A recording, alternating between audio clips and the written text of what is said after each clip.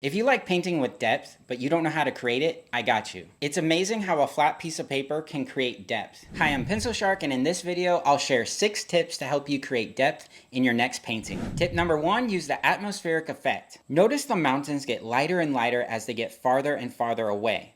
They almost blend right into the sky. This painting has so much depth because of the atmospheric effect. If you want to follow an artist who uses the atmospheric effect really well, follow Courtney Myers. I'm always impressed by how much depth she's able to create in her paintings. Another artist is Michael James Smith. Tip number 2, the diminishing effect. Elements diminish in size as they get farther and farther away from you. Notice in this painting, the stacks of hay get smaller as they get farther away. The diminishing effect also works with saturation too. In this photo, the girl near us has a lot of color saturation, but the mountains are farther away, so the color saturation has diminished. In my horse painting, the horse has strong saturation because it's near us, but not the mountains that are farther away. In this painting, you can clearly see the saturation diminishes as the cliffs get farther and farther away. The diminishing effect also works with detail. This photo has so much detail in the foreground, but notice the details diminish as the elements get farther and farther away. Tip number 3, the blur and bokeh effect. We can create depth by blurring the elements in the background. This was a fun photo to paint because of the contrast between the blurred background and the detail of the mountain lion. So much depth can be achieved with this effect. You can use this effect on flowers, raindrops on windows, fish, cats, dogs, and pretty much anything. Tip number 4, use diagonal lines. Not this, but this. Willie Swinton breaks this down so well. Horizontal lines go away from you, vertical lines come towards you.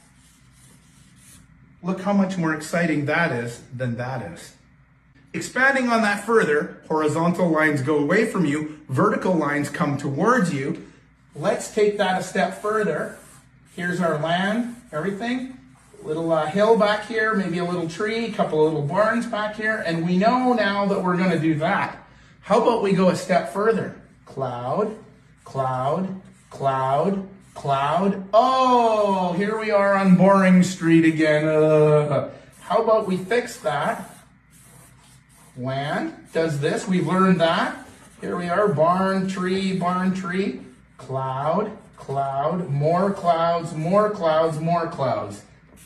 More exciting. Tip number 5, use the overlapping effect. Elements farther away get overlapped by elements that are closer. Not this, but this. The sky gets overlapped by a mountain, which gets overlapped by another mountain, and another, and another, and another, and then trees. This was a fun piece to do because most of the depth was caused by overlapping. In this painting by Gregory Manches, he overlaps the sky with the submarine, the boat and the man overlap the submarine, and the waves overlap the boat. One of my good friends took this photo and I plan on painting this. Just look at all the overlapping going on in this photo. Tip number 6, use high contrast. This artist has a nice drawing with overlapping, but it lacks contrast. The first eye drawing has low contrast. The second has high contrast, and it helps to create that feeling of depth. This painting of rocks has so much depth to it, and one of the main reasons it has that depth is because of the contrast. This painting isn't even done yet, but it's using a lot of the effects we've been talking about. Notice the atmospheric effect,